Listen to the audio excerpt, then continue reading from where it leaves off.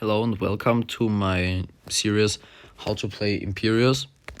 Today I will showcase some of the strategies that are pretty that you can pick as Imperius. First of all, Imperius is a pretty well balanced tribe and he excels best at dry lands, lakes and continent maps because there is land, a lot of land, but sometimes water as well. Imperius doesn't really have a problem with water, but land is where he's just better. And what are the advantages or disadvantages of Imperius? Imperius has a normal spawn rate on nearly everything, except he has more fruits but less animals. Here I have found my opponent pretty quickly, and as Imperius you can just develop yourself normally and use, for example, rider roads to just attack your opponent quickly, or you can go for embassies as well, because embassies are a good way of getting income early on without having to pay a high price for it. Embassies are also a good thing if you want to get cloaks, and I will try to showcase to you how this is possible to do, how it's possible to do this. The thing is that, as said before, you just start out normally, and then you will see what you can do. Here I will just take fishing to upgrade my second city to level 3, and then I will focus on peace treaties and so on. Peace treaties with the opponent near you aren't always as beneficial, but the main idea behind peace treaties is that you do them with the tribes that are neighbors to your neighbor, so you can destroy the neighbor together. This is the main idea, and this both gives you income, and this is pretty good. So after I have some income, I can now start to, for example, focus on cloaks too. Here I don't have really good possibilities of getting through those archers, and I will disregard the swordman because it might be like an unfair advantage to anybody and may give a false sense on how this is played. Therefore I will do I will get a single cloak and just play on normally. The good thing about Imperius is that you have defenders, and defenders might help you to defend yourself. Now I've started with the cloak spam, and the main advantage with cloaks is that they are invisible and can spawn units out of thin air, and the disadvantage is that they are really costly, which is of course pretty bad for your economy. If you want to get multiple cloaks, I advise you to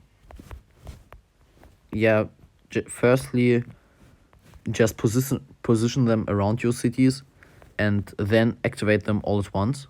For example, here I have set up a network of cloaks that will attack every city of Bardo at the same time, and now I can use it to just wreak havoc behind his lines and deal a lot of stars.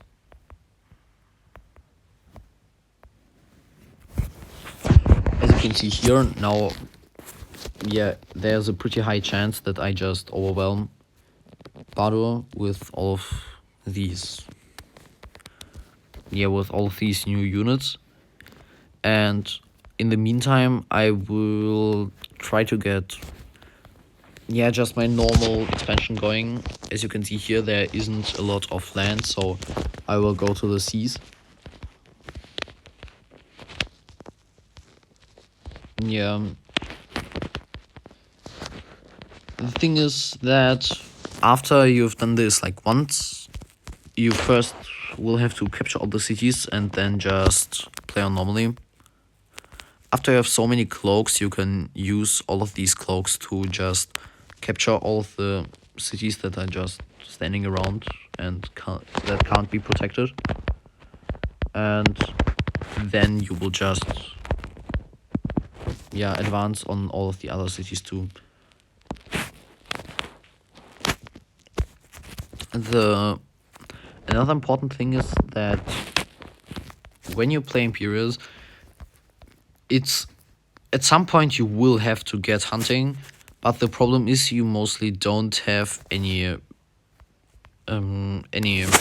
animals in your region, and you will have to think about when to get hunting and when to sit it out and just say, oh well, I will take it later. But if you will take it too late, then it will have big implications. As you can see here, Bardo already sent me an embassy, so I can send it back and get a lot of income if we are at peace. So I will do just that. And I will get navigation too, because then I can just attack my enemies here.